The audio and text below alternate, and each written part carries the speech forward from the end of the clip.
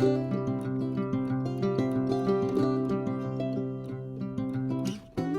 guys, welcome back to St. Mojo Homestead and my very geeky husband. Hey. It is Christmas time. We are decorating for Christmas. So Jeremy is wearing his ugly Christmas sweater t-shirt. Yes. Attire. Because it's warmer today. We've been cold. I'm taking advantage, okay? Okay? Yeah, you wear it even when it's cold. Listen. Your dorky goat licked the camera, so. You're not wrong. She's a goat. Anyways. We have some decorating to do and some other stuff to deal with around the homestead, and we thought we would bring you along. The very first thing we need to deal with though is our goats.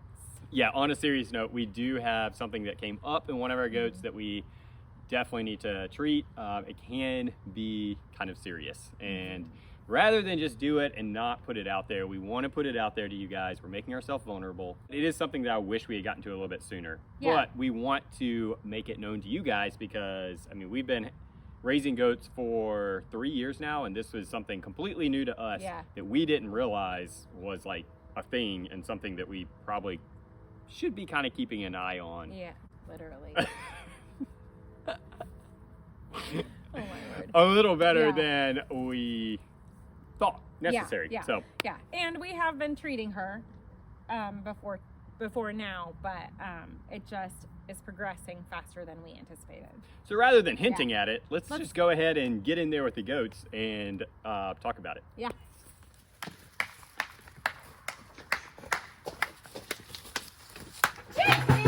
Get out of here.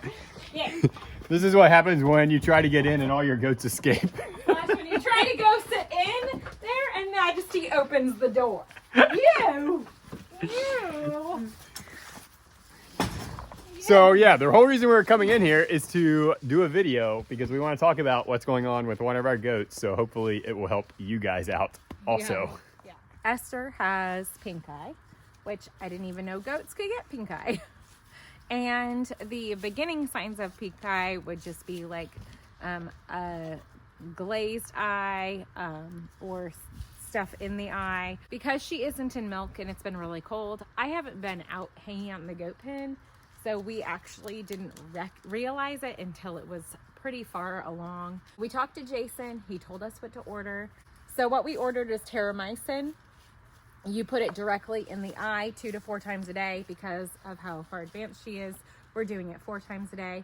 Before I did do some research, and before this was delivered, I went ahead and put on some calendula salve. Calendula is actually really great for pink eye. This was given to us by Legacy Home and Garden. Rochelle gave it to us, and it's been what I've been using in addition to the terramycin.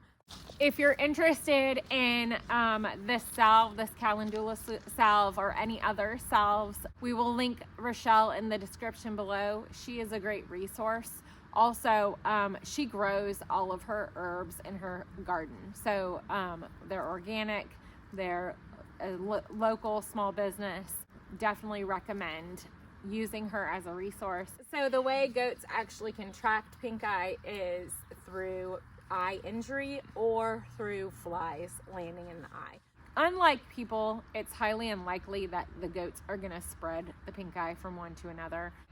We didn't want to add stress to Esther. Esther is kind of lowest in our herd, and she gets very easily stressed, and she also afraid of being away from her herd.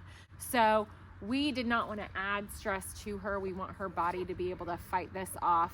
So we are treating it, and hopefully we'll get it cleared up. And we don't want them to be afraid of us or not want to come to us. So it's easier just to give her a little bit of grain, put her on the stand, go ahead and put the medicine in her eye, and then let her continue having some treats. It prevents us from having to chase her because she knows what we're doing at this point. And you never want to chase your goats, but also we don't want to hurt the relationship that we've established with her. So we just try to keep it as low-key and stress-free as possible and give her some treats to enjoy while we're doing this. All right, so tying in goats with the garden, because I'm gonna go work in the garden. One thing that we like to do is mulch our garden with the hay that we use for the goats. Now, the reason we use this hay as opposed to wheat straw is it breaks down in a way that benefits the garden much more so than straw would, like wheat straw would. So what we do is rake it up off the ground, because rather than go buy another bale that we're just gonna put out in the garden, we're already buying bales to feed them, but with goats, there is some waste. And so this prevents it from being waste because we're recycling it and using it in a way that will benefit us.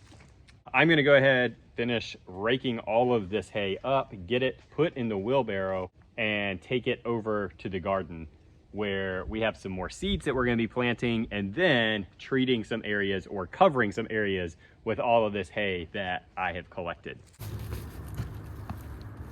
All right, now that we got that taken care of, I've got the straw in here. We're going to start putting it on top of everything. The raised beds, I'm going to do just a really light coat, but the rows that are like in ground, I'm going to do that heavier because we really need it to hold that moisture in and keep that soil covered and nice so it doesn't get compacted.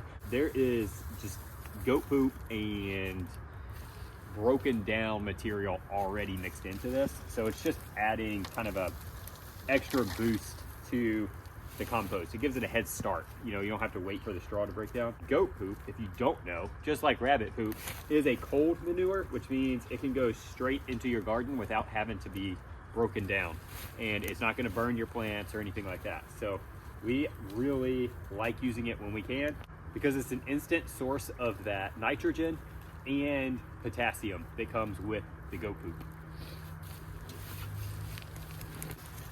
So in these beds, I did not get it on video, but got more radishes planted in this bed because we already have some radishes that have started coming up over here, which are a Halloween mix, something that Cass's Aunt Jonna, got us kind of as a fun gift. And then we also have watermelon radish that I planted today in here. And this bed did a lot of our leafy greens. Well, okay, so everything I planted pretty much was leafy greens, but in this bed, kind of the salad greens. We got arugula, spinach, and then just 2 different lettuce types. All of those are cut and come again. At least we use them as cut and come again. And then that bed behind me that you guys can see got Swiss chard planted in that. We really love Swiss chard, especially sauteing it down or even putting it in soups and stuff like that. We always grow the colored ones, so it's fun to put a little color on the plate, and the kids like it too. Over here, this is a bit of an experiment that we're just kind of letting go this year. These right here are broccoli plants from last year. They went through the summertime and they've actually sprouted off of the main stem or trunk by this point. Here, let me show you guys. So this is the main trunk right here, and then all of these have come off of it. They obviously did not produce broccoli this summer, and so we're going to see if it produces in the fall now that they've like matured. It does look like a lot of these are getting ready to produce, so we'll see. I'm really curious. Just a fun experiment, so we're gonna see how they do. All right, got the raised beds done, and now it is on to, whoa, about lost the wheelbarrow there.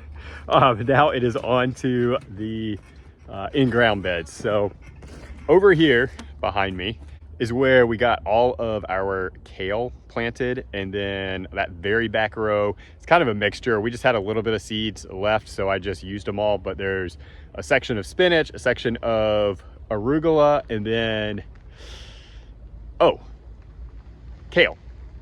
There's one pack of kale that we were almost through, so I just went ahead and put the rest of it in that back row. And then these rows back here, I did more lettuce, and then we have some, I think, cabbage seeds I want to try. We've never really grown successfully cabbage from seed, but we're gonna go ahead and try it. I want to get it in now so it will kind of go through the winter and then really start growing in the springtime. In South Carolina, we do have the luxury of being able to do that. We usually do not have any like prolonged freezes that will damage those plants. So we'll see. I'm hoping for like a late harvest on those. And then want to try in-ground root vegetables in that very last row that's next to or right behind that raised bed back there. All of our root vegetables, we typically, other than the onions, we typically just do in the raised beds, but I just want to see how they'll do. We've done them in the past in the ground. They never really done great, but this has been about 2 years since of really conditioning the soil and getting it loosened up. So it's more of just kind of a, let's see where we're at with our soil type thing. Hey, look at that. Got a granddaddy long leg. But I'm gonna finish getting this straw down, and then we are going to head inside because we've got rain coming in, and I think it's coming in fairly soon. So I'm gonna knock the rest of this out. So glad that we got the garden done. Yes. Before the rain. That was done yesterday. I actually shot that yesterday from when we're shooting this segment. So it was a little bit cooler, and they were calling for rain. The rain never came in. Nope. But hopefully we'll get some rain today. Yes. Highs and lows? Highs and lows. My low would definitely be Esther's eye. It's like an underlying stressor for me. And I feel like with as long as we've been using the medicine, I should see a little bit more of it cleared up, and I'm not. So I'm nervous about that. So one thing I didn't mention is that it can cause blindness. We obviously, I mean, she would be fine, obviously, but we don't want that for her. So no. If left untreated, it could cause some other issues, potentially, in the quick research that I did. My high is probably just that we're wrapping up school, we're getting into the Christmas season. I'm excited about Christmas, I'm excited about a break. The girls are finishing their choreography for company classes. It's always fun to see those dances come together. So this time of year has just a lot of fun stuff happening. So I'm excited about that. It's that time of year. Yeah. Time to be merry. And slightly embarrassing. Hey, that's what I'm here for, honey. Oh my God. So I think my high would be just a good week overall. I don't know that anything really stood out.